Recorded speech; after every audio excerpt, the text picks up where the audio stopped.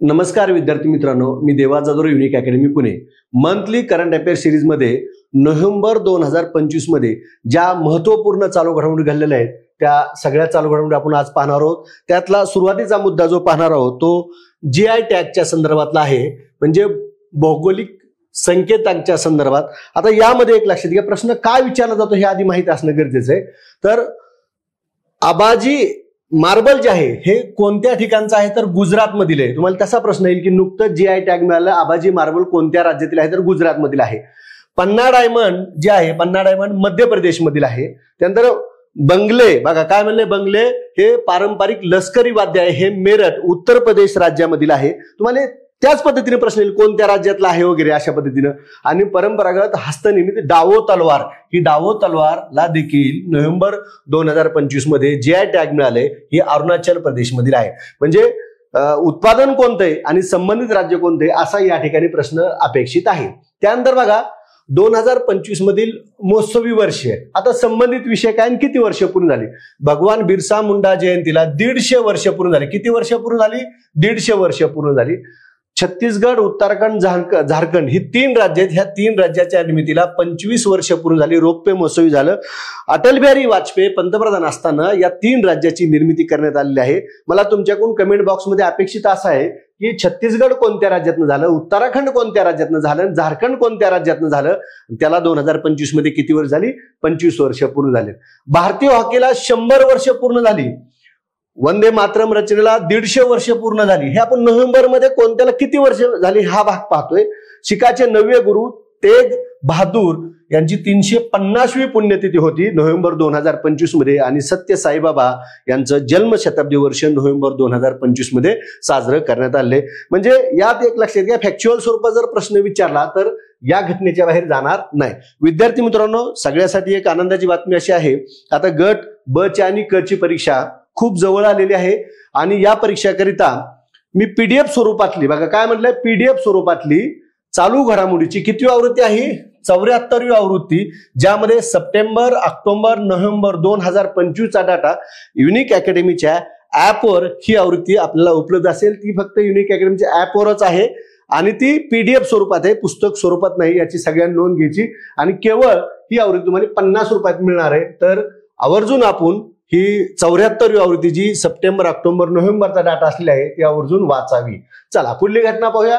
November 2025 मधील brand ambassador. आता बघा, हरियाणा महिला आयोगानं शेफाली वर्माला ब्रँड अँबॅसिडर म्हणून नेमलं. पारादीप फॉस्फेस्ट राहुल द्रविडला नेमलेला आहे. केश किंग गोल्ड शिल्पा शेट्टीला नेमलेला आहे ब्रँड अँबॅसिडर म्हणून. आणि T20 क्रिकेट जो कप होणार आहे 2026 मध्ये, या ठिकाणी रोहित शर्माला ब्रँड अँबॅसिडर म्हणून नेमलेलं आहे. त्यानंतर नोव्हेंबर मधील युद्ध सराव. आता या ठिकाणी लक्षात घ्या, अलीकडला जो ट्रेंड बघितला 2-3 वर्षाचा परीक्षेचा, आता मी ट्रेंड असा शब्द का वापरतोय तुम्ही बघितलं असेल तर राज्यसेवेच्या परीक्षेमध्ये ब्रिक्सची जुनी पण वर्षे विचारली, फक्त नवीनच विचारलं नाही. मग त्या ट्रेंडनुसार तो एक मुद्दा आलाय. आता ह्या नवीन ट्रेंडनुसार युद्ध सराव विचारले जातात म्हणून नवीन ट्रेंड म्हणलंय. मग युद्ध सरावाचं नाव, त्याचा क्रमांक, ठिकाण, कोणत्या 2 देशादरम्यान झाला, कालावधी, अशा पद्धतीचा युद्ध सराव आपला पाहिजे. बघा, मित्रशक्ती नावाचा 11व्या क्रमांकाचा युद्ध सराव कर्नाटक ठिकाणी झाला. भारत आणि श्रीलंका या 2 देशाच्या दरम्यान झाला. कुठं? भारत आणि श्रीलंका. आणि 10 ते 23 नोव्हेंबर 2025 रोजी झाला. त्यानंतर दुसरा जो युद्ध सराव आहे त्याचं नाव आहे मालाबार, 31व्या क्रमांकाचा गुआन, अमेरिका या ठिकाणी झाला. आणि भारत, अमेरिका, जपान, ऑस्ट्रेलिया ही क्वाड देश आहे. क्वाड देश किती आहेत? 1, 2, 3, 4 देशामध्ये हा 10 ते 18 नोव्हेंबर 2025 दरम्यान झालाय. त्यानंतर युनिबॅक 6वा हॅनोई व्हिएतनाम या ठिकाणी हा युद्ध सराव पार पडला. भारत आणि व्हिएतनाम मध्ये पार पडला. कोणत्या देशामध्ये? भारत आणि व्हिएतनाम, म्हणजे 11 ते 29 नोव्हेंबर 2025 दरम्यान तो पार पडलेला आहे.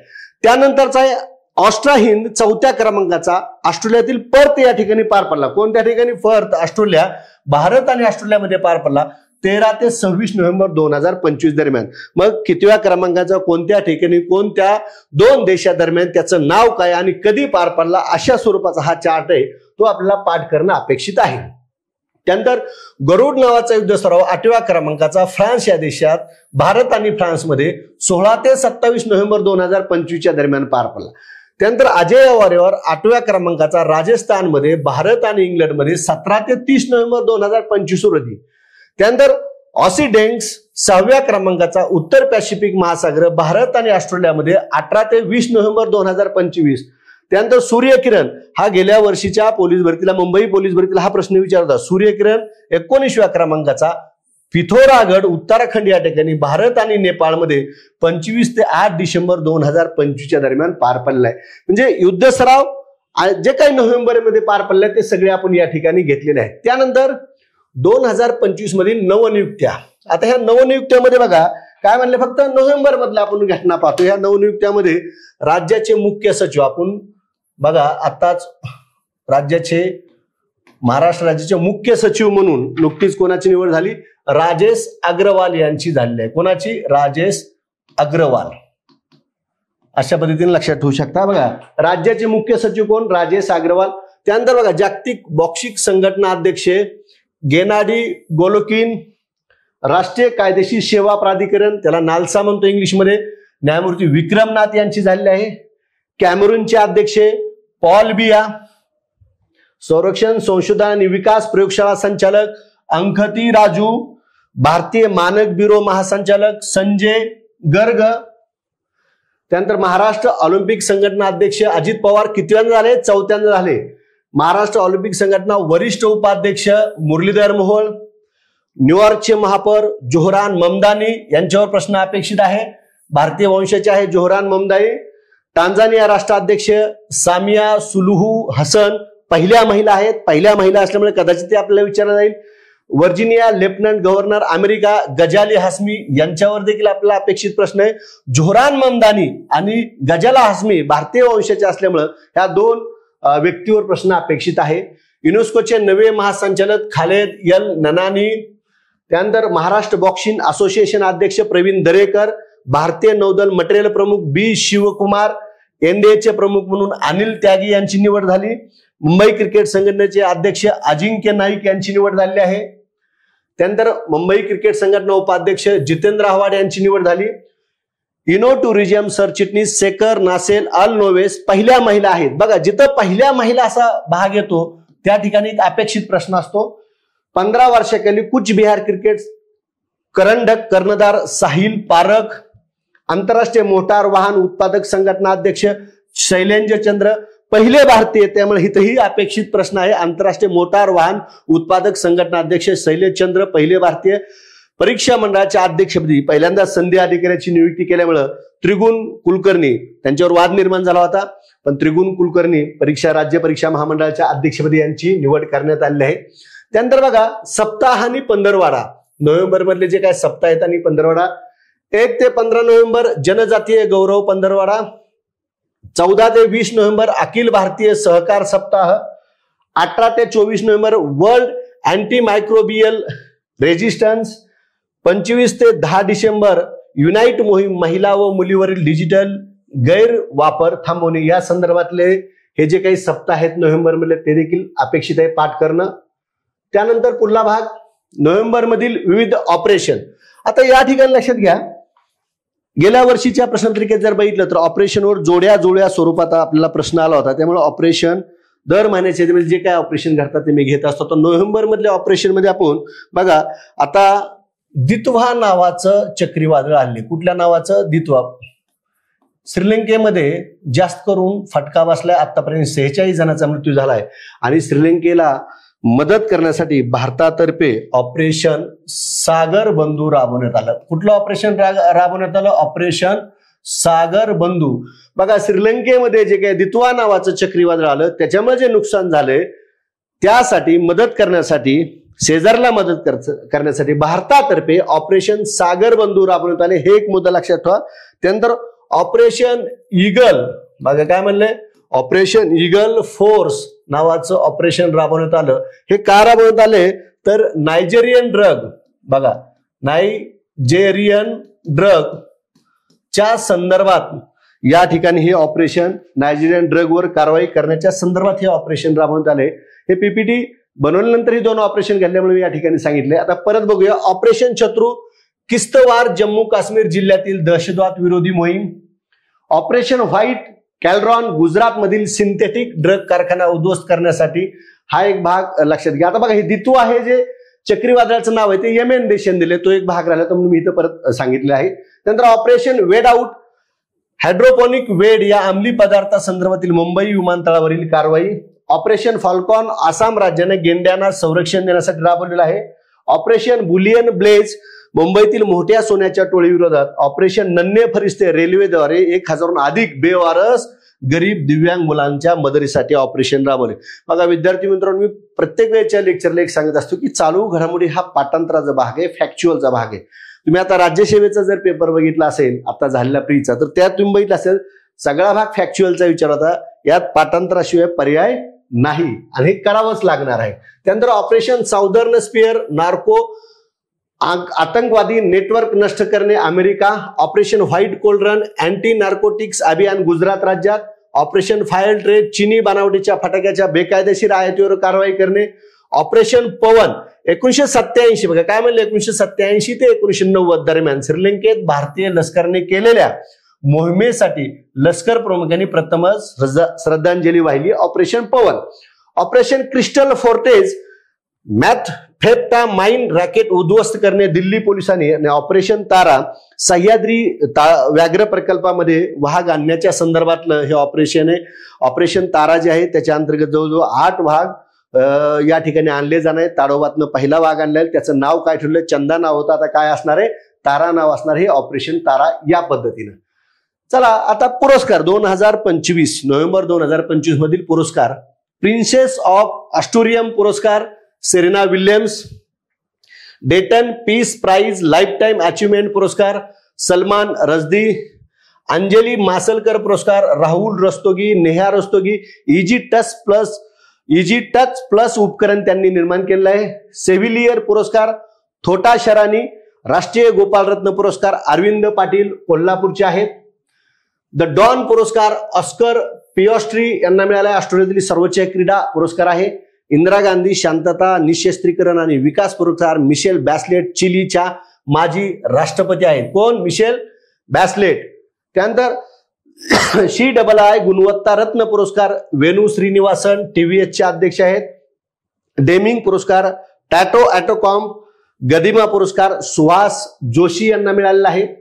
तन्वीर नाट्यधर्मी पुरस्कार दुष्यंत गुणशेखर. संत बाबा नामदेव महाराज पुरस्कार एकनाथ शिंदे यांना मिळालेला आहे. पहिला RK लक्ष्मण उत्कृष्टता पुरस्कार आमिर खान हा पहिला अभिनेता आहे की त्याला तो पुरस्कार मिळाला आहे. World leader for peace and security पुरस्कार श्री रविशंकर यांना मिळाला आहे. मनोहर पर्रिकर युवा शास्त्रज्ञ पुरस्कार डॉक्टर साई गौतम गोपाल कृष्णन यांना मिळाला. पीपल्स फर्स्ट इंट्रिगेशन अवॉर्ड प्राप्त राज्य कुठलं आहे, तर हिमाचल प्रदेश हे राज्य आहे. त्यानंतर गोल्डन पिकॉक पुरस्कार Heritage Foods Limited. Patriot of the Year पुरस्कार Melania Trump. Knight of the Order of Arts and Letters Ravi DC. Tansen पुरस्कार पंडित राजा काळे. महात्मा फुले समता पुरस्कार डॉक्टर सुखदेव थोरात. रंगकर्मी जीवन गौरव पुरस्कार Vandana Gupte. Gentleman Driver of the Year पुरस्कार अजित कुमार यांना मिळालेला आहे. त्यानंतर काही पुस्तकं, त्या पुस्तकामध्ये जर बघितलं तुम्ही तर 10 दिशा नावाचं पुस्तक डॉक्टर नीलम गोरे यांनी लिहिलंय. Civil military fusion lieutenant general Raj Shukla.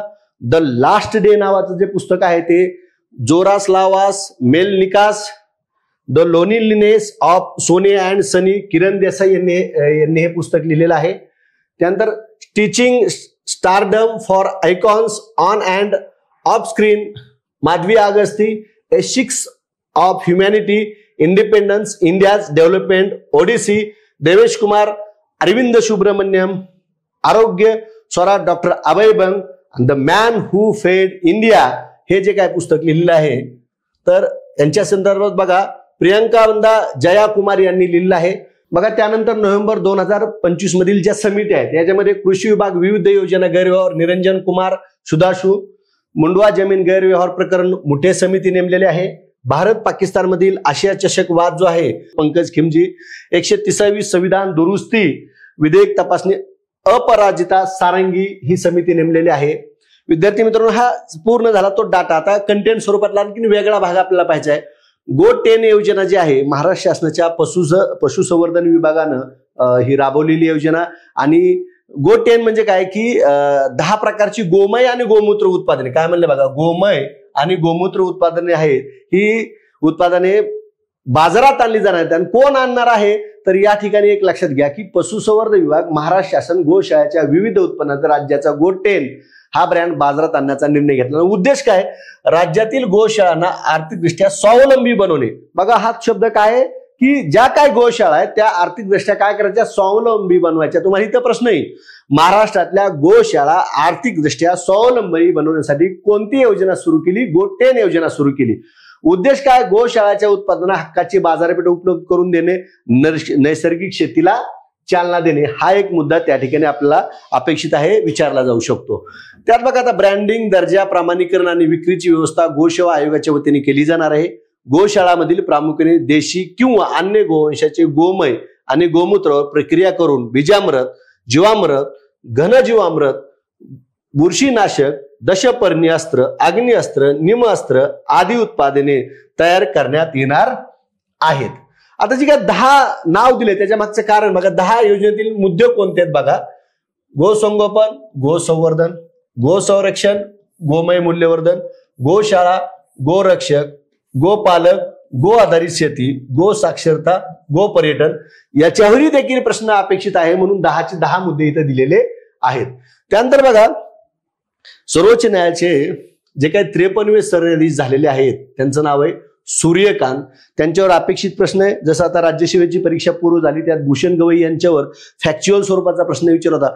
त्यामुळे प्रत्येक स्टेटमेंट महत्वाचं आहे, हे महत्वाचं आहे, ते महत्वाचं आहे असं चालणार नाही. जसा प्रश्न विचारलाय, त्यांचा जन्म विचारला तर इथंही तसं जन्म विचारला जाऊ शकतो.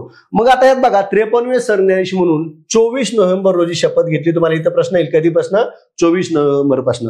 आणि एक आगळी वेगळी घटना अशी झाली विद्यार्थी मित्रांनो की पहिल्यांदाच या ठिकाणी 6 देशाचे न्यायाधीश शपथविधीला हजर होते. आजपर्यंतच्या 53 सरन्यायाधीश 52 झाले, त्यात असं कुठल्याही वेगळ्या देशाचे सरन्यायाधीश उपस्थित नव्हते, जज उपस्थित नव्हते. परंतु इथं Bhutan, Malaysia, Kenya, Mauritius, Nepal आणि श्रीलंका या 6 देशामधील न्यायाधीश हजर होते. तुम्हाला तसाही प्रश्न येईल, कोणत्या कोणत्या देशातील न्यायाधीश हजर होते किंवा कोणत्या देशाचे प्रतिनिधी हजर होते, तर हे आपल्याला माहित असेल. भारतीय न्यायव्यवस्थेच्या इतिहासात पहिल्यांदाच की आंतरराष्ट्रीय न्यायिक शिष्टमंडळाची शपथविधीला हजेरी होती. 9 फेब्रुवारी 2027 पर्यंत ते निवृत्त होतील. 52वे सरन्यायाधीश भूषण गवई यांचा कार्यकाळ कधी संपला, 23 नोव्हेंबरला संपलेला आहे. त्यानंतर सूर्यकांत यांच्याबद्दल 10 फेब्रुवारी 1962 हिसार, हरियाणा येथे जन्म झाला. सरन्यायाधीश पदापर्यंत मजल मारणारे सूर्यकांत हरियाणाचे पहिलेच व्यक्ती. बघा भूषण गवई यांचा जन्म विचारला होता म्हणून हा भाग आपण मुद्दामून घेतला. स्टेटमेंट विचारतात, क्रम विचारतात. रोहतक येथील महर्षी दयानंद विद्यापीठातून त्यांनी कायद्याचे शिक्षण घेतले. हिसारच्या जिल्हा न्यायालयात 1984 पासून वकिली त्यांनी सुरू केली. प्रत्येक वाक्य पाठ पाहिजे घेतलं. त्यानंतर पंजाब व हरियाणा उच्च न्यायालयात कायमस्वरूपी न्यायाधीश म्हणून 9 जानेवारी 2004 पासून ते कार्यरत होते. 5 ऑक्टोबर 2018 हिमाचल प्रदेश उच्च न्यायालयाच्या मुख्य न्यायाधीशपदी नियुक्ती झाली. 24 मे 2019 पासून सर्वोच्च न्यायालयात न्यायाधीश म्हणलंय, सरन्यायाधीश नाही. 2019 ते न्यायाधीश म्हणून सर्वोच्च न्यायालयात गेले आणि 24 नोव्हेंबर 2025 पासून ते सरन्यायाधीश म्हणून कार्यरत आहेत. न्यायाधीश आणि सरन्यायाधीश 19 न्यायाधीश झाले सर्वोच्च न्यायालयात आणि सरन्यायाधीश काय झाले 24 नोव्हेंबर 2025 पासून. त्यानंतर बघा सर्वोच्च न्यायालयाचे नवे न्यायाधीश सूर्यकांत जे आहेत यांच्याबद्दलचं आणखीन काय अपडेट, तर कोणत्या निवड्यामध्ये त्यांचा सहभाग होता. सर्वोच्च न्यायालयाच्या बार असोसिएशन जे असतं याच्यामध्ये 1/3 महिलांसाठी आरक्षित जागा, या न्यायनिवाड्यामध्ये त्यांची महत्वाची भूमिका होती. वादग्रस्त 370वे कलम रद्द करण्यासंदर्भात बी त्यांची महत्वाची भूमिका होती. बिहार मतदार यादीची फेरपडताळणी यात देखील त्यांचा सहभाग होता आणि पेगासस स्पायवेअर खटला या संदर्भात देखील त्यांनी न्यायनिवाड्यामध्ये त्यांचा सहभाग होता. आता नोव्हेंबरमध्ये सगळ्यात महत्वाचा निकाल लागला, बिहार विधानसभेचा निकाल लागला. 2 टप्प्यात ही निवडणूक पार पडली, 6 नोव्हेंबर 2025 आणि 11 नोव्हेंबर 2025 किती टप्प्यात निवडणूक पार पडली असा प्रश्न विचारला यापूर्वी म्हणून तो मुद्दा घेतलेला आहे. लोकसभेची निवडणूक किती टप्प्यात पार पडली असा प्रश्न आलेला आहे. मग इथं प्रश्न आहे बिहार विधानसभेची निवडणूक 2 टप्प्यात. पहिल्या टप्प्यात या ठिकाणी 121 जागा आणि दुसऱ्या टप्प्यात या ठिकाणी 122 जागा, अशा पद्धतीने लक्षात ठेवा. निकाल जो 14 नोव्हेंबर 2025 लागला, निकाल कधी लागला 14 नोव्हेंबर 2025ला 1951 नंतर सर्वात जास्त मतदान 66.91% मतदान झालं. किती झालं? 66.91% मतदान झालं. महिला मतदान टक्केवारी 71.6%, पुरुष मतदान टक्केवारी 62.8%. म्हणजे बघा, बिहारमध्ये 1951 नंतर सर्वात जास्त मतदान झालं 66.91%. हा एक भाग लक्षात ठेवा. त्यानंतर आता एकूण जागा किती होत्या? तर 243 जागा होत्या बिहार विधानसभेमध्ये. 203 सर्वसाधारण गट, 38 अनुसूचित जातीसाठी आणि 2 जागा अनुसूचित जमातीसाठी.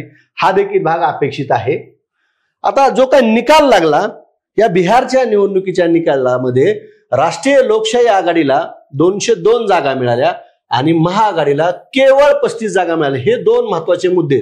राष्ट्रीय लोकशाहीच्या अंतर्गत जे काही गठबंधन होत त्यातले पक्ष आहेत, भाजप आहे, संयुक्त जनता दल आहे, लोक जनशक्ती पक्ष आहे, हिंदुस्थानी आवामी मोर्चा आहे, राष्ट्रीय लोक मोर्चा आहे. आणि महाआघाडीमध्ये राष्ट्रीय जनता दल आहे, काँग्रेस आहे, भाकप आहे, माकप आहे आणि IIP आहे. आता यात लक्षात घ्या, सर्वाधिक जागा कोणत्या पक्षाने बिहार निवडणुकीत जिंकल्या? तर भाजपने जिंकल्यात 89 जागा. आणि राष्ट्रीय लोकशाही आघाडीने किती जिंकल्यात? आता प्रश्न आला तर 202 आणि महाआघाडीने किती जिंकले तर 35. भाजप 89 जागा जिंकून सर्वात मोठा पक्ष ठरला. संयुक्त जनता दल JDU ला 85 मिळाल्या, लोक जनशक्ती पक्षाला रामविलास पासवान 19 मिळाल्या, हिंदुस्थान आवाम मोर्चाला 5 मिळाल्या, राष्ट्रीय लोक मोर्चाला या ठिकाणी 4 मिळाले आहेत.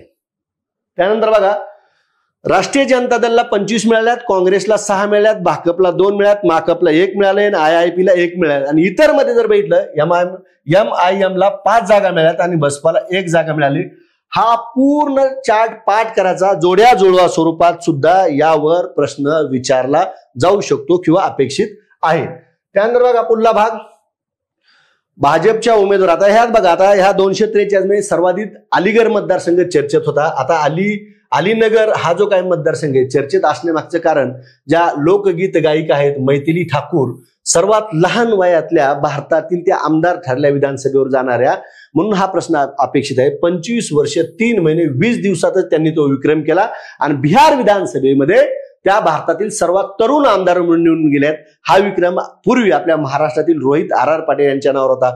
25 वर्ष 3 महिने 27 दिवस, इथं 25 वर्ष 3 महिने 20 दिवस आहे, इथं 20 दिवस आहे, इथं 27 दिवस. त्यामुळे आता मैथिली ठाकूरच्या नावावर, म्हणून हा मुद्दा आपण या ठिकाणी घेतलाय.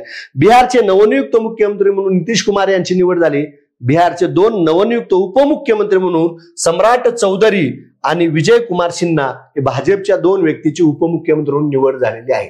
आता यात आपला नितीश कुमारवर अपेक्षित प्रश्न आहे. सुशासन बाबू म्हणून त्यांना ओळखलं जातं. तर नितीश कुमार हे 10व्यांदा मुख्यमंत्री झाले आणि बिहारचे 22वे मुख्यमंत्री. कितव्यांदा झाले? 10व्यांदा झाले. बिहारचे किती? 22वे. 20 नोव्हेंबर 2025 पासून बिहारचे सर्वाधिक काळ मुख्यमंत्री. त्यांच्याबाबतचं वैशिष्ट्य, जनता दल युनायटेड पक्षाचे राष्ट्रीय अध्यक्ष आहेत, विधान परिषदेवरचा आमदार 2000 पासून ते विधान परिषद आमदार, विधान परिषदेचा आमदार असणारी व्यक्ती, सर्वाधिक काळ एखाद्या राज्याचे मुख्यमंत्री. हा देखील विक्रम नितीश कुमार यांच्या नावावर जातो. हा एक मुद्दा लक्षात ठेवा. बघा, विधान परिषद हा मुद्दा मी इथं सांगितला. त्यांनी लिहिलेलं एक पुस्तक आहे, विकसित बिहार की खोज नावाचं एक पुस्तक आहे. त्यांनी केंद्रामध्ये रेल्वे, कृषी, भूपृष्ठ वाहतूक मंत्री इत्यादी मंत्रिपद केंद्रामध्ये पण भूषवले आहेत. देशात सर्वाधिक काळ मुख्यमंत्रीपदी राहण्याचा विक्रम पवन कुमार चामलिंग यांनी केलाय. 25 वर्ष एकाच ठिकाणी ते होते. कोणतं राज्य? सिक्कीम. हे अपेक्षित आहे, कारण की आता या ठिकाणी बिहारचा रिझल्ट लागला आणि त्याच्यामध्ये त्यांचाही काही रेकॉर्ड असल्यामुळे हे रेकॉर्ड आपल्याला काही विचारला जाऊ शकतं. देशात सर्वाधिक काळ मुख्यमंत्री पवन कुमार चामलिंग, 25 वर्ष, सिक्कीम. त्यानंतर बघूया पुढला, राष्ट्रीय जल पुरस्कार. यावर देखील या वर्षीच्या राज्यसेवेत प्रश्न आला होता.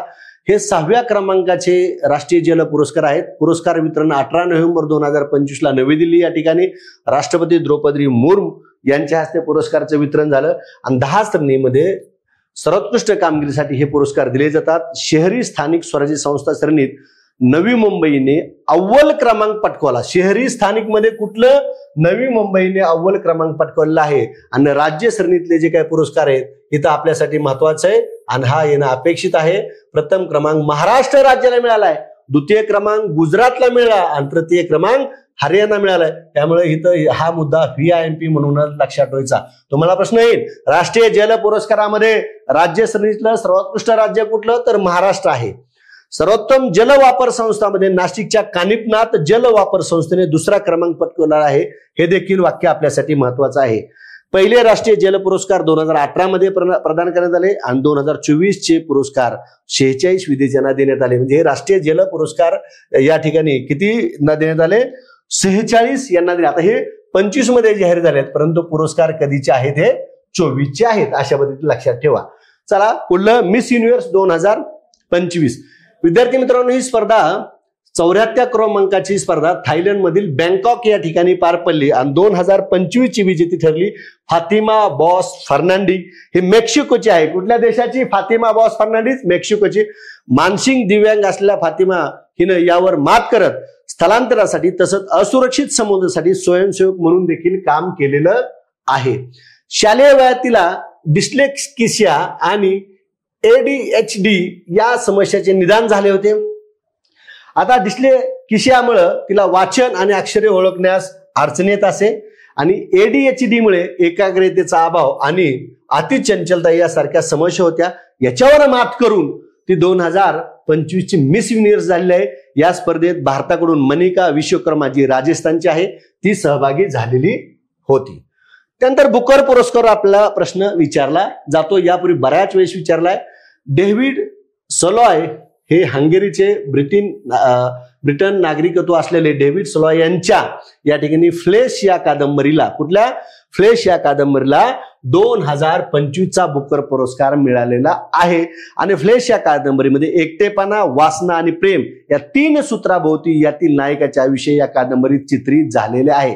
त्यांचा जन्म कॅनडातला आहे, सध्या वास्तव्य व्हिएन्नामध्ये आहे. अशा पद्धतीने त्यांच्या बाबत लक्षात ठेवणं अपेक्षित आहे. आता डेव्हिड सॉलॉय यांच्या ऑल दॅट मॅन इन या कादंबरीने 2016च्या बुकर आणि लघु यादीत निवड झाली होती. स्वरूप 50,000 पाऊंड ह्या बुकर पुरस्काराचं. भारताच्या किरण देसाई यांनी या स्पर्धेत अग्रेसर होत्या. 2006ला किरण देसाई यांच्या कादंबरीला बुकर मिळालेला आहे. परत त्या अग्रेसर होत्या. ह्या 2025च्या पुरस्कारामध्ये नामांकन मिळालं होतं. आणि The Loneliness of Sonny and Sunny ही कादंबरी किरण देसाई यांची बुकर पुरस्काराच्या नामांकन यादीत 2025च्या होती. त्यानंतर पंतप्रधान नरेंद्र मोदी यांनी भूतान दौरा केला. 11 ते 12 नोव्हेंबर 2025 दरम्यान भूतानचे राजे कोणी? जिग्मे खेसर नामग्याल वांगचुक. भारत आणि भूतानमध्ये संयुक्तपणे, बघा म्हणजे भारत आणि भूतानमध्ये संयुक्तपणे विकसित केलेल्या 1020 मेगावॉट क्षमतेच्या पुना सांगचू 2 या जलविद्युत प्रकल्पाचे उद्घाटन करण्यात आले. भूतानचे पंतप्रधान कोण आहेत? सेरिक तोमगे. भेटी दरम्यान भूतान बरोबर आपण 3 सामंजस्य करार केलेले आहेत. पंतप्रधान नरेंद्र मोदी भूतान येथे पार पडलेल्या जागतिक शांतता प्रार्थना महोत्सवात देखील यावेळेस सहभागी झाले होते. आता ह्या टॉपिक मधला प्रश्न तुम्हाला इथे येईल काय की नरेंद्र मोदी नोव्हेंबर 2025 मध्ये कोणत्या देशाच्या परदेश दौऱ्यावर गेले होते? तर भूतानच्या. आणि तिथं सगळ्यात महत्वाचं काय? 1020 मेगावॉट क्षमतेच्या पुना सांगचू 2 या जलविद्युत प्रकल्पाचं त्यांनी काय केलं? उद्घाटन केलेलं आहे. आता याचबरोबर राष्ट्रपती द्रौपदी मुर्मू देखील या ठिकाणी अंगोला आणि बोत्सवाना या देशाच्या परदेश दौऱ्यावर गेल्या होत्या. हे देखील लक्षात ठेवणं गरजेचं आहे. अंगोलाचा सुवर्ण महोत्सवी स्वातंत्र्य दिनानिमित्त त्यांनी 9 ते 10 नोव्हेंबरला या देशामध्ये हजेरी लावली होती आणि 11 ते 13 नोव्हेंबरला त्या बोत्सवाना संसदेला संबोधित केले. अंगोलाची राजधानी काय आहे? लुआंडा. भारत अंगोला द्विपक्षीय संबंधाला किती वर्ष झाली? 40 वर्षे. आतापर्यंतच्या भारतीय राष्ट्रपतीची पहिलीच अंगोला भेट होती. आतापर्यंत जेवढे काय राष्ट्रपती झाले आहेत यामध्ये एकमेव द्रौपदी मुर्मू ह्या राष्ट्रपती आहेत. त्यांनी अंगोला देशाला भेट दिली. अंगोला राष्ट्रपती जाओ मॅन्युअल गोंजाल्विस लोरेन्को. स्क्रीनवर बघा, हे नावावडे स्क्रीनवर बघून घ्या. बोत्सवाना राजधानी गॅब्रोन आणि बोत्सवाना राष्ट्रपती डुमा बोको. त्यानंतर बघा G20 परिषद 2025. बघा ह्या G20 परिषदेमध्ये ही आर्थिक महासत्ता असलेल्या देशाची परिषद आहे आणि ही परिषद यावर्षी चर्चेत असण्यामागचं कारण होतं या परिषदेला जी आपण महासत्ता म्हणतो जगातली अमेरिका हे उपस्थित नव्हती आणि त्यांनी कारण दिलं होतं दक्षिण आफ्रिकेतील वांशिक अल्पसंख्याक गटाच्या मानवाधिकाराचे उल्लंघन होत असल्याचे कारण अमेरिकेने दिलं आणि अमेरिका G20 ला हजर राहिली. आणि विशेष म्हणजे अमेरिकेची G20 ची 21व्या क्रमांकाची ही परिषद 2026 ची कुठल्या देशात होणार आहे? अमेरिकामध्ये होणार आहे. बघा 2025च्या परिषदेला अमेरिका हजर नव्हती. कारण काय दिलं? वांशिक अल्पसंख्याक गटाच्या मानवाधिकाराचे उल्लंघन केल्याचं कारण दिलं. आणि G20 परिषद 21 कोटी होणार आहे, अमेरिकेला होणार आहे. दक्षिण आफ्रिकेच्या 20व्या क्रमांकाच्या 22 आणि 23 नोव्हेंबरला जोहान्सबर्ग या ठिकाणी जी काही परिषद पार पडली, या परिषदेला अमेरिका हजर नव्हती. आफ्रिकेतील ही पहिलीच परिषद आहे आणि या परिषदेची थीम काय होती? एकता, समानता आणि शाश्वत विकास ही या परिषदेची थीम होती. आणि भारतातर्फे नरेंद्र मोदी हजर होते आणि नरेंद्र मोदीचं रेकॉर्ड आहे 2014 पासून 12 वेळा पंतप्रधान ह्या G20 परिषदेला हजर होते. हे देखील आपल्यासाठी महत्वाचे.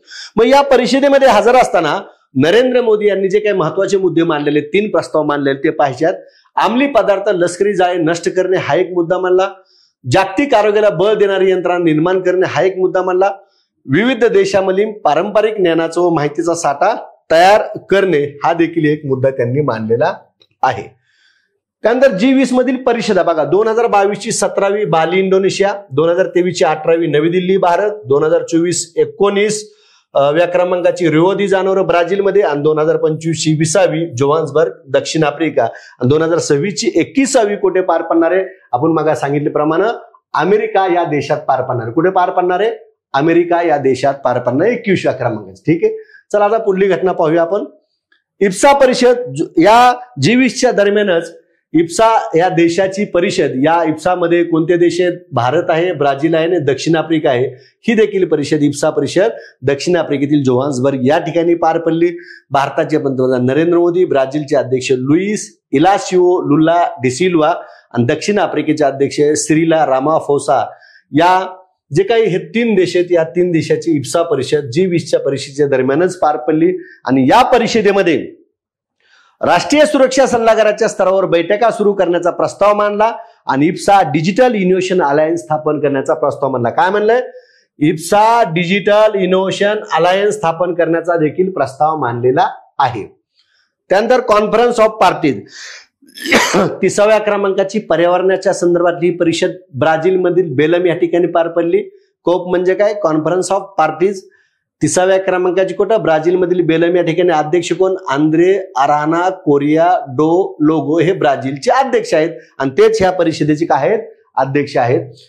कालावधी 10 ते 21 नोव्हेंबरच्या दरम्यान ही परिषद या ठिकाणी पार पडली.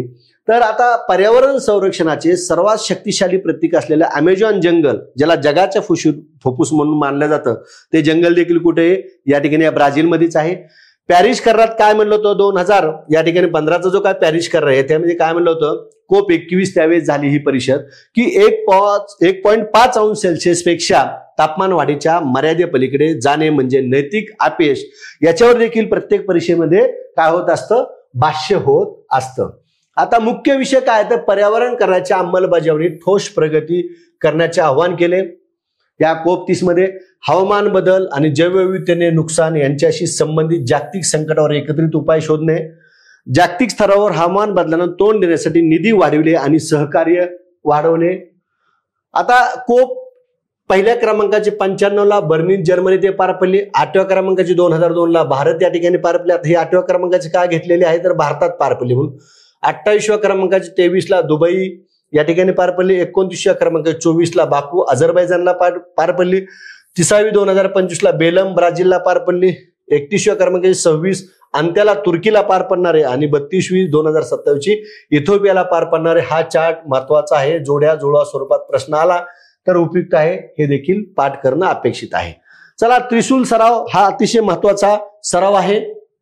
30 ऑक्टोबर ते 13 नोव्हेंबरच्या दरम्यान 2020ला सुरुवात झाली. ठिकाण राजस्थानमधील वाळवंटामध्ये पाकिस्तान सीमेजवळ हा सराव पार पडला. तुम्हाला प्रश्न येईल, त्रिशूल सराव कोणत्या राज्यात पार पडला? राजस्थानमध्ये. लष्कराच्या दक्षिण मुख्यालयाद्वारे हा घेण्यात आला सराव. संयुक्त लष्करी सराव आहे भारताने आयोजित केलेला.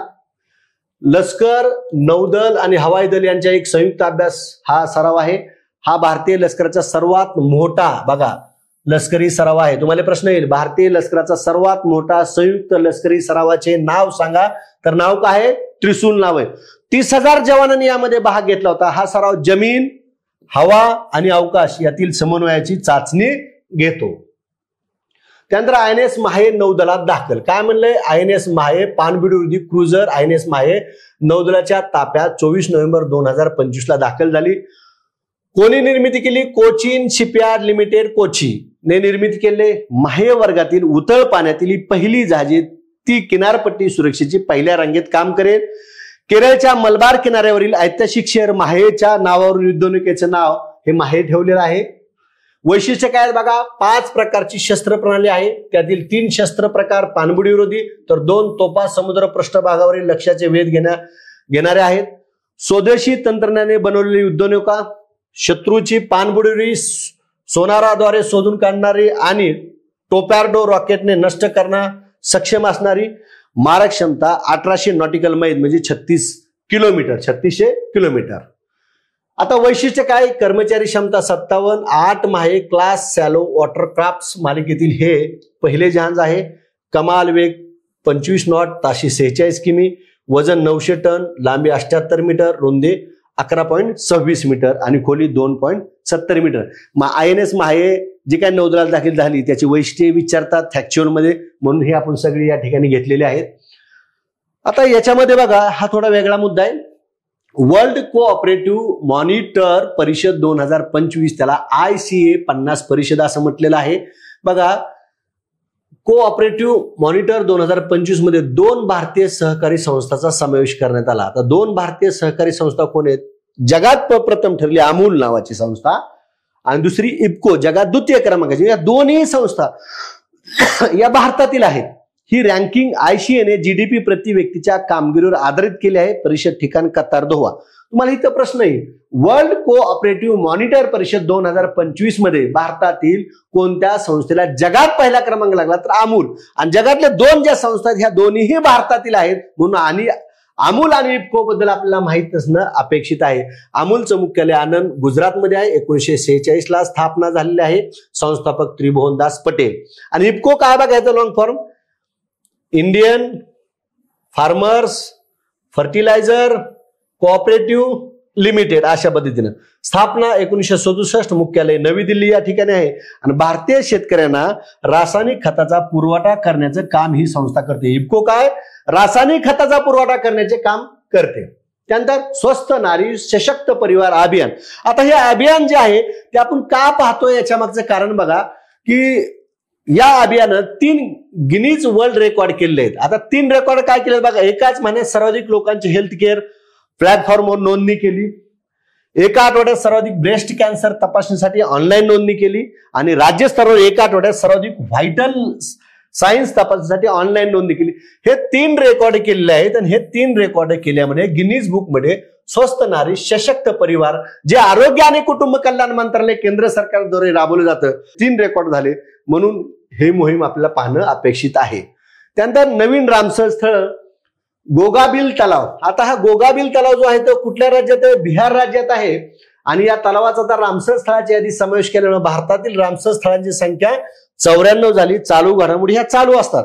अनेक पुस्तकात 93, 92, 91 त्यात वाढ झाली. इथं नोव्हेंबर येईपर्यंत भारतातील रामसर स्थळांची संख्या किती झाली? 94 झाली. नुकतंच बिहारमधील गोगाबिल तलावाचा समावेश करण्यात आला. आता गोगाबिल तलाव जो आहे बिहारमधील कटिहार जिल्ह्यात आहे. हा तलाव ट्रान्सगंगे मैदानात आहे. ऑक्सबो प्रकाराचा जलाशय आहे आणि बिहारमधील पहिला कम्युनिटी रिझर्व म्हणून तो घोषित आहे. अशा पद्धतीनं ह्या गोबीबिल तलावावर. आणि आता हा समाविष्ट झाल्यामुळे बिहारमधील रामसर स्थळ किती झाली? एकूण 6 झालेली आहेत.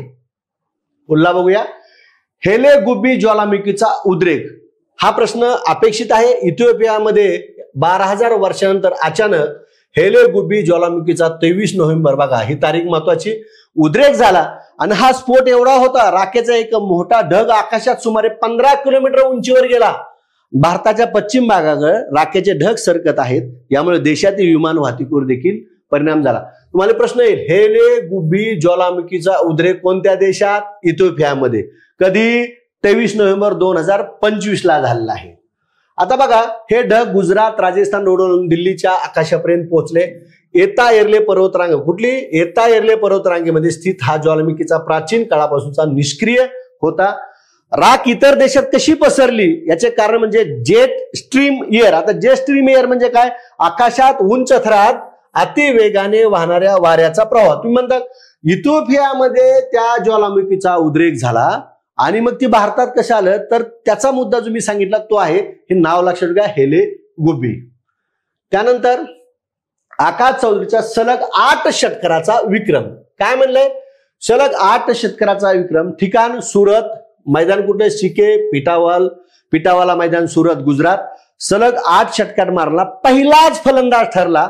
11 चेंडूत त्यांनी आणखीन एक विक्रम केला, 11 चेंडूत अर्धशतक केले. बघा, 8 षटकार मारले, 11 चेंडूमध्ये अर्धशतक केले, हे 2 रेकॉर्ड. 8व्या क्रमांकावर फलंदाजी येऊन हा विक्रम केला. बघा इथं 8, 11, 8. 8चं काय सांगितलं? 8 षटकार मारले. 11चं काय सांगितलं? 11 चेंडूत 50 धावा केल्या. आणि 8 परत काय सांगितलं? 8व्या क्रमांकावर येऊन हा विक्रम केलाय. असे 3 रेकॉर्ड त्याच्या नावावर आहेत. आता मेघालयचा, कुठल्या राज्याचा? हा मेघालयचा आकाश चौधरी आहे. गॅरी शोबर्स, रवी शास्त्री यांच्या नंतर प्रथम श्रेणी क्रिकेटमध्ये एका षटकात 6 षटकार करून तो तिसरा फलंदाज ठरला. ते 6 आणि नंतरच्या पुढल्या ओव्हरला 2 असे एकूण 8 मारले त्यांनी. ही कामगिरी त्याने रणजी करंडक स्पर्धेत केलेली आहे. अरुणाचल प्रदेश विरुद्ध संघ होता आणि 6 षटकार त्यांनी लिमार दाबी या गोलंदाजाला मारलेले आहेत. यावर प्रश्न विचारला जाईल. मी इथं VIMP घटना म्हणून टाकतो. आता सगळ्याच घटना VIMP आपल्याला वाटतात, परंतु त्यातली त्यात ही घटना मला असा अंदाज आहे की आपला प्रश्न विचारला जाईल. त्यानंतर आशियाई तिरंदाजी स्पर्धा 2025. आता ह्या स्पर्धेबद्दल काय की दक्षिण कोरियाचं बघा वर्चस्व असतं तिरंदाजीमध्ये, परंतु भारतानं पहिल्यांदा आशियाई तिरंदाज स्पर्धेमध्ये 10 पदकं जिंकली आणि पदक तालिकेत भारत कितव्या क्रमांक राहिला? पहिल्या क्रमांकावर राहिला. यामध्ये 6 सुवर्ण, 3 रौप्य आणि 1 कांस्य पदकाचा समावेश आहे. भारतीय संघाची आजपर्यंतची ही सर्वोत्तम कामगिरी. ही आशियाई तिरंदाजी स्पर्धा बांगलादेशमधील ढाका या ठिकाणी 24व्या क्रमांकाची 8 ते 14 नोव्हेंबर 2025 रोजी पार पडली आणि भारत या आशियाई तिरंदाजीमध्ये पहिल्यांदाच प्रथम क्रमांकावर राहिलेला आहे. त्यानंतर IAAF जागतिक नेमबाजी स्पर्धा आंतरराष्ट्रीय शूटिंग स्पोर्ट फेडरेशनद्वारे इजिप्त मधील कैरो या ठिकाणी 72 देश सहभागी झाले होते. 6 ते 17 नोव्हेंबर 2025 दरम्यान या ठिकाणी ही स्पर्धा पार पडली आणि 702 नेमबाज या ठिकाणी सहभागी होते, 720 नेमबाज. आता ह्या पदक तालिकेत जर बघितलं, चीन पहिल्या क्रमांकावर 12 सुवर्ण, 7 रौप्य, 4 कांस्य, एकूण 21 पदकं जिंकली. दक्षिण कोरिया 7 सुवर्ण, 3 रौप्य, 4 कांस्य, एकूण 14 पदकं. आणि भारत या स्पर्धेत 3ऱ्या क्रमांकावर आहे, 3 सुवर्ण, 6 रौप्य, 4 कांस्य अशी एकूण 13 पदकं या ठिकाणी भारतानं जागतिक नेमबाजी स्पर्धेमध्ये जिंकलेली आहेत. त्यानंतर महिला क्रिकेट वर्ल्ड कप. आता 3 रेकॉर्ड झालेले आहेत बघा. महिलांचा वर्ल्ड कप जिंकला, कबड्डीचा वर्ल्ड कप जिंकला, अंडर T20 देखील महिलांना जिंकलेला आहे. असे महिलांच्या संदर्भातले 3 स्पर्धा आहेत. या 3ही स्पर्धा आपण सलग घेतल्या आहेत. या 3 पैकी कोणताही एक प्रश्न विचारला जाईल. ही महिला क्रिकेट वर्ल्ड कप जी आहे ती 13व्या क्रमांकाची. विजेता संघाला 39.55 कोटी रक्कम, उपविजेत्याला 19.77 कोटी.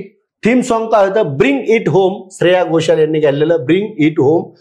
भारतीय संघाने 2 नोव्हेंबर 2025 रोजी नवी मुंबईतील DY पाटील स्टेडियम येथे झालेल्या अंतिम सामन्यात दक्षिण आफ्रिकेचा 52 धावांनी पराभव केला. भारत 298 धावा केल्या होत्या आणि दक्षिण आफ्रिकेचा 246 धावावर काय झालेला आहे? ऑल आउट झालेला आहे. आणि या स्पर्धेचा विजेता देश भारत, पहिल्यांदाच उपविजेता दक्षिण आफ्रिका. भारतीय संघ कर्णधार हरमनप्रीत कौर, दक्षिण आफ्रिका कर्णधार लॉरा ओलार्ड. सामनावीर किताब सैफ अली वर्माला मिळाला, 87 धावा, 2 विकेट तिने घेतलेल्या आहेत. मालिकावीर दीप्ती शर्मा 215 धावा, 22 विकेट. सर्वाधिक धावा लॉरा ओलार्ड 571 धावा, दक्षिण आफ्रिकेचे खेळाडू. प्रशिक्षक अमोल मुजुमदार आहेत भारतीय संघाचे. भारतीय महिला संघ टोपणना वुमन इन ब्ल्यू म्हणून भारतीय संघाला ओळखलं जातं. आतापर्यंत महिला क्रिकेट विश्वविजेते जे काही संघ आहेत ते आपल्याला पाहिजे आहेत. बघा, ऑस्ट्रेलियाने सर्वाधिक किती वेळा जिंकलाय? 7 वेळा. 1978, 82, 88, 97, 2005, 2013 आणि 2022 असं एकूण 7 वेळा जिंकलाय. इंग्लंडनं या ठिकाणी 4 वेळा, 1973, 1993, 2009, 2017. न्यूझीलंडनं 2000 साली जिंकला आणि भारतानं यावर्षी 2025 साली पहिल्यांदा जिंकलेला आहे. या पद्धतीने हा भाग लक्षात ठेवा. त्यानंतर अंध महिला T20 क्रिकेट विश्वचषक विजेता देश भारत, भारतानं नेपाळला हरवलेला आहे. अंतिम सामना जो आला पी सारा ओहोल कोलंबिया श्रीलंका. आपण हे सगळं पाठ करतो. तुम्हाला कधी कधी प्रश्न येतो की महिला T20 क्रिकेट वर्ल्ड कप कोणत्या ठिकाणी पार पडला किंवा कोणत्या मैदानावर, तर पी सारा ओहोल हे लक्षात ठेवा. 115 धावाचे लक्ष्य भारताने 12.1 षटकात पूर्ण केले. भारताच्या फुला साराने, जिला सामनावीर किताब दिलाय, नाबाद 44 धावा केला. पाकिस्तानची मेहरान ह्या स्पर्धेतील सर्वोत्तम खेळाडू ठरली. ब्लाइंड क्रिकेट प्लास्टिकच्या चेंडूने खेळले जाते. हे जरा वेगळे म्हणून इथं घेतलंय. प्लास्टिकच्या चेंडूने खेळले जाते आणि पहिल्याच क्रमांकाचा हा ब्लाइंड वर्ल्ड कप होता, जो भारतानं नेपाळला हरवून जिंकलेला आहे. आता 11 नोव्हेंबर ते 25 नोव्हेंबरच्या दरम्यान हा पार पडला. Cricket association for the blind in India अध्यक्ष आहेत माहेतेश जी क्यू दास नवार. कर्णधार भारताची कोण होती? दीपिका टीशी, कर्नाटक राज्यामधली आहे ना. उपकर्णधार आपल्या महाराष्ट्राची गंगा कदम सोलापूरचे आहेत, पण तू मूळची ती कुठले? जालना येथील आहे. उपकर्णधार कोण? गंगा कदम. आणि ब्लाइंड क्रिकेटचे वर्ल्ड कपची कर्णधार दीपिका टीशी कुठल्या राज्यातली? कर्नाटक मधली. यजमान शहर काय होते? दिल्ली, बेंगळुरू, भारत. सहज यजमान कोण होता? श्रीलंका. सुरुवातीला काठमांडू नेपाळ येथे होणार होती, परंतु तिथं जे काही अराजकता मधली अस्थिरता होती त्यामुळे ही स्पर्धा तिथं घेण्यात आली नाही. सहभागी संघ 7 होते: Australia, England, Bharat, America, Pakistan, Sri Lanka आणि नेपाळ.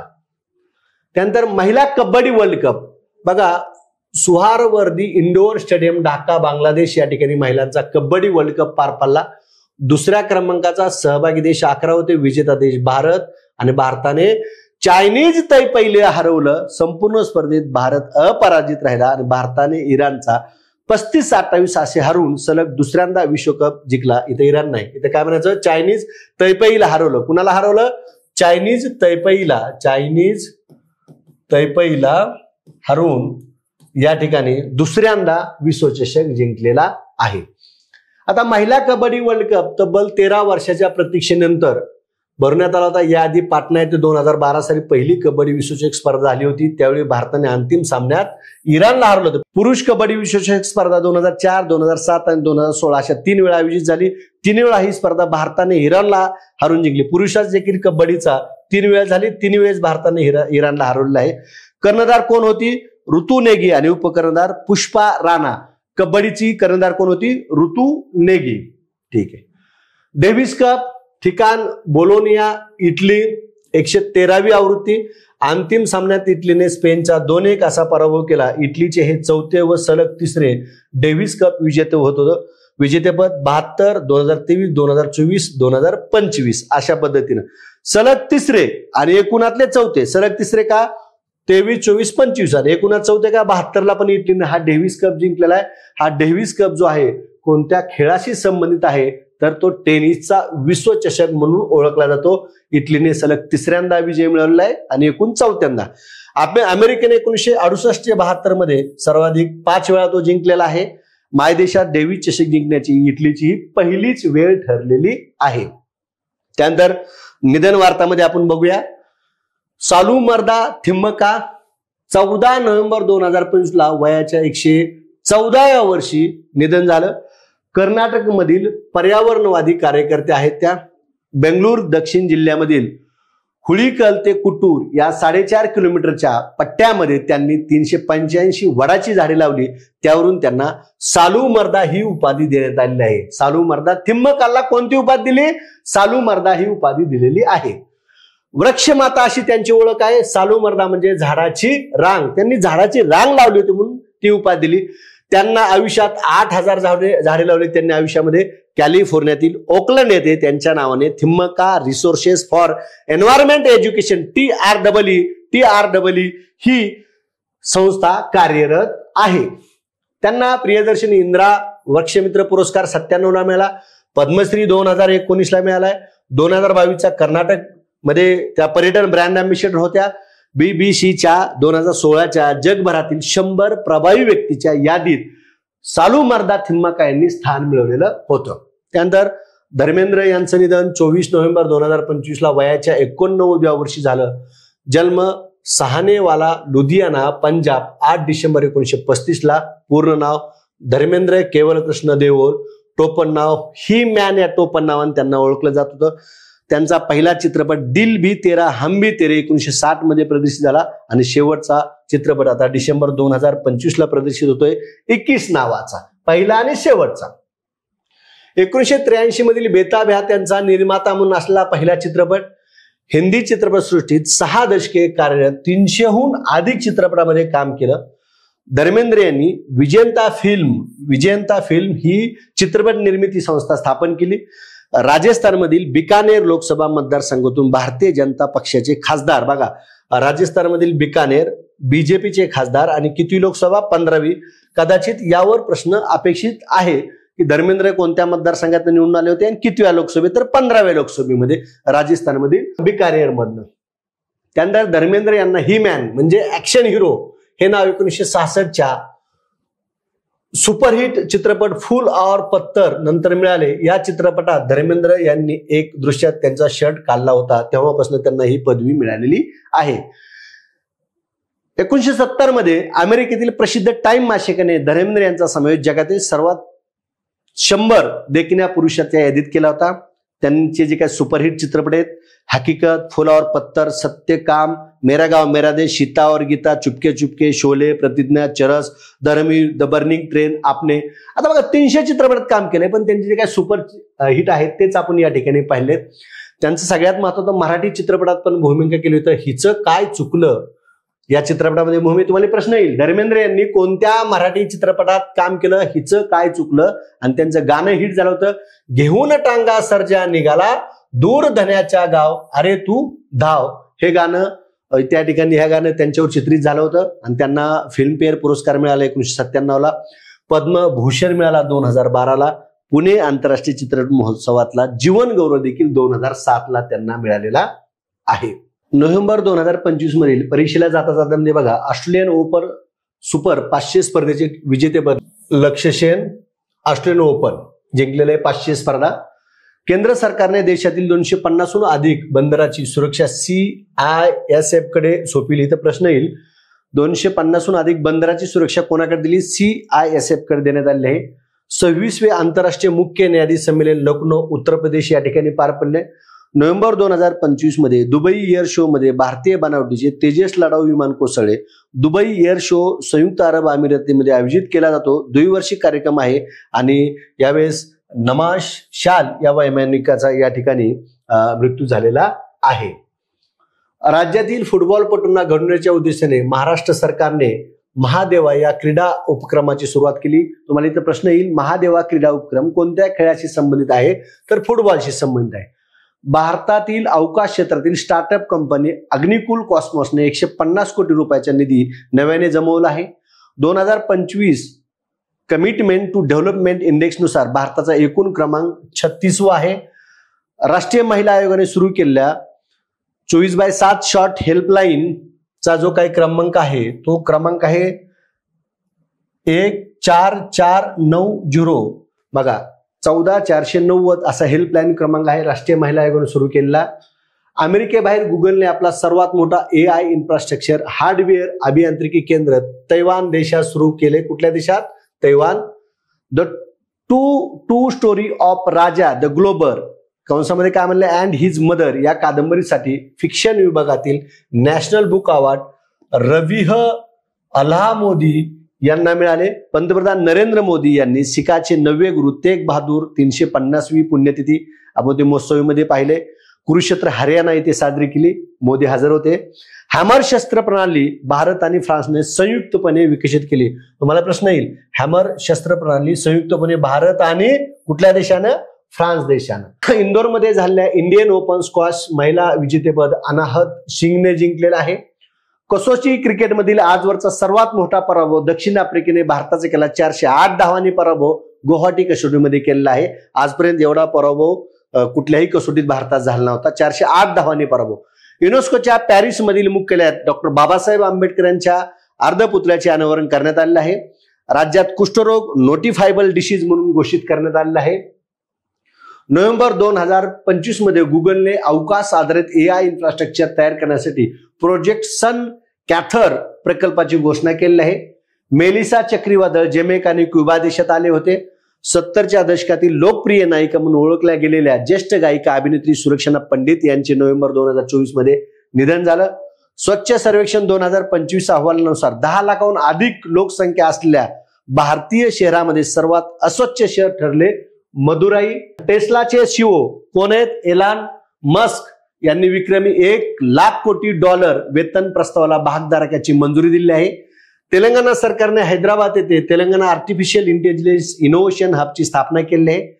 राष्ट्रीय वॉटरशेड परिषद 10 ते 11 नोव्हेंबर 2025 रोजी गुंटूर आंध्र प्रदेश येथे पार पडले आहे.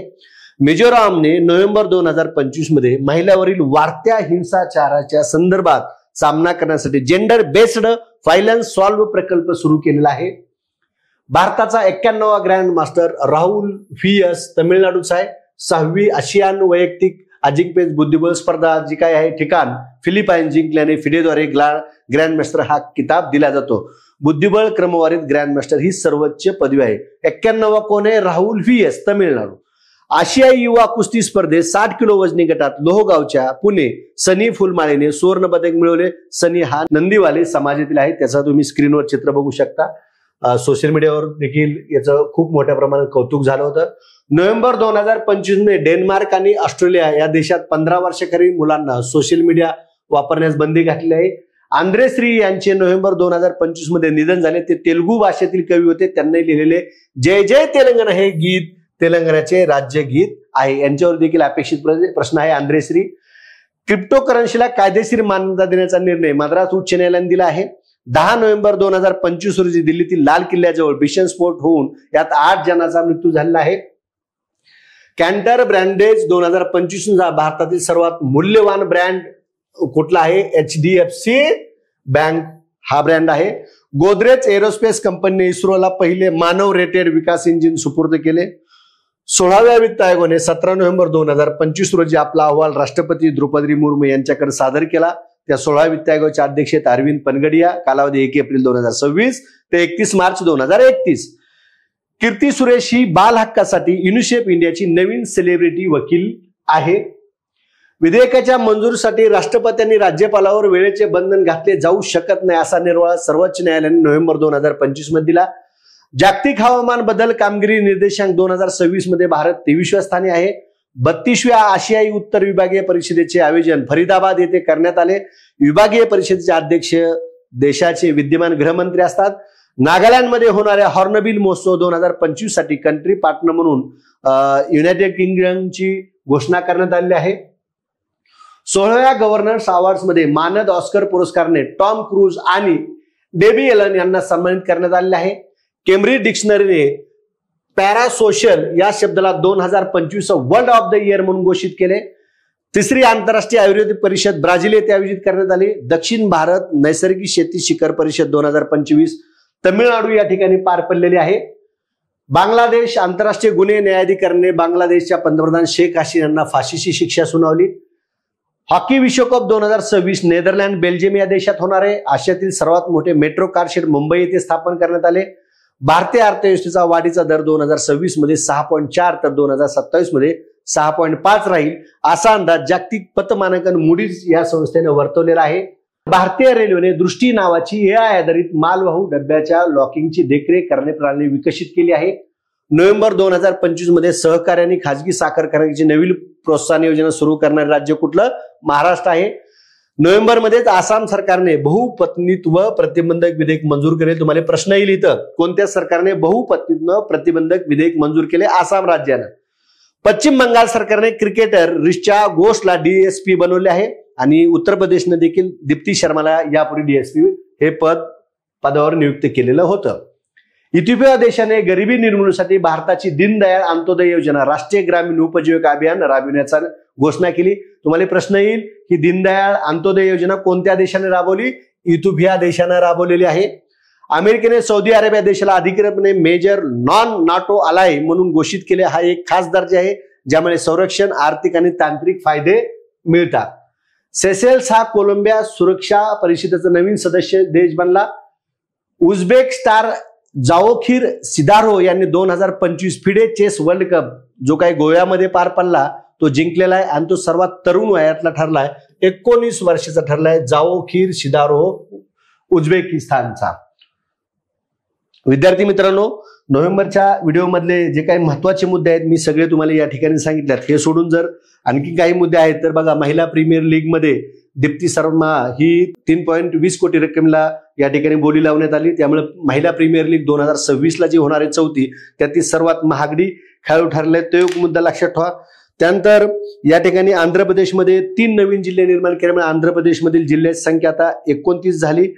त्यानंतर या ठिकाणी बघा की रियाद मेट्रो ही जगातील सर्वात लांब पूर्णपणे चालकविरहित मेट्रो ठरलेले आहे. हा एक मुद्दा लक्षात ठेवा तुम्ही. त्यानंतर जगातील सर्वाधिक लोकसंख्येचे शहर जे ठरलेलं आहे ते जकार्ता ठरलेलं आहे. तो एक मुद्दा लक्षात ठेवणं अपेक्षित आहे. त्यानंतर पंतप्रधान नरेंद्र मोदी यांनी नोव्हेंबरमध्ये श्रीरामाच्या 77 फूट उंचीच्या पुतळ्याचं या ठिकाणी अनावरण केले आणि तो गोव्यामध्ये केले. कारण श्रीराम म्हणले तुम्ही अयोध्या म्हणताल किंवा उत्तर प्रदेश, पण तो गोव्यामध्ये झालेले 77 फूट उंचीच्या. आणि भारतातील पहिले स्वदेशी vessel traffic management system IIT मद्रासनं या ठिकाणी विकसित केलेले आहे. आशिया पॉवर इंडेक्समध्ये भारत यावेळेस 3ऱ्या क्रमांकावर आहे. पहिल्या क्रमांकावर अमेरिका आहे, 2ऱ्या क्रमांकावर चीन आहे आणि भारत या ठिकाणी 3ऱ्या क्रमांकावर राहिला आहे. आणि पहिलं अँटी ड्रोन पेट्रोल वाहन, जगातलं पहिले अँटी ड्रोन पेट्रोल वाहन भारताने निर्माण केले, इंद्रजाल रेंजर असं त्याचं नाव आहे. या नोव्हेंबरमधील अतिशय अशा ह्या महत्वपूर्ण घटनाचा आपण परीक्षाभिमुख पद्धतीने आढावा घेतलाय. विद्यार्थी मित्रांनो, पहिल्या वहिल्या घटना किंवा इतर काही घटना ज्या आहेत या नोव्हेंबर 2025 मधल्या, त्या घटना तुम्हाला माझं जे टेलिग्राम चॅनल आहे त्या टेलिग्राम चॅनलची लिंक डिस्क्रिप्शन बॉक्समध्ये आहे. तिथे जाऊन तुम्ही तो जॉईन करा. चालू घडामोडी नावानं बाय देवाचं असं चॅनल आहे. डिस्क्रिप्शन बॉक्समध्ये लिंक आहे, त्यातनं जॉईन करा. तिथं तुम्हाला मिळून जातील. आणि पुन्हा एकदा आवाहन करतो की सप्टेंबर, ऑक्टोबर, नोव्हेंबर 2025च्या घटनावर आधारित चालू घडामोडीची 74वी आवृत्ती युनिक अकॅडमीच्या ऍपवर या ठिकाणी तुम्हाला उपलब्ध आहे. केवळ 50 रुपयामध्ये आहे. तर माझी तुम्हाला सर्वांना विनंती, ही आवृत्ती आवर्जून घ्या आणि त्याचा तुम्ही अभ्यास करा. त्या ऍपवर गेल्यानंतर त्या बुकमध्ये जायचं नाही, तर स्टडी मटेरियल नावाचा आहे ऑप्शन आहे, त्या स्टडी मटेरियलमध्ये जाऊन त्या स्टडी मटेरियलमध्ये ती आवृत्ती आपल्याला केवळ 50 रुपयात उपलब्ध आहे. आपला हा व्हिडिओ कसा वाटला, आपण कुठल्या जिल्ह्यातनं कुठल्या तालुक्यातनं बघता, या संदर्भातल्या कमेंट आपण निश्चितच कमेंट बॉक्समध्ये कराल असं मी आशा बाळगतो आणि या ठिकाणी थांबतो. धन्यवाद.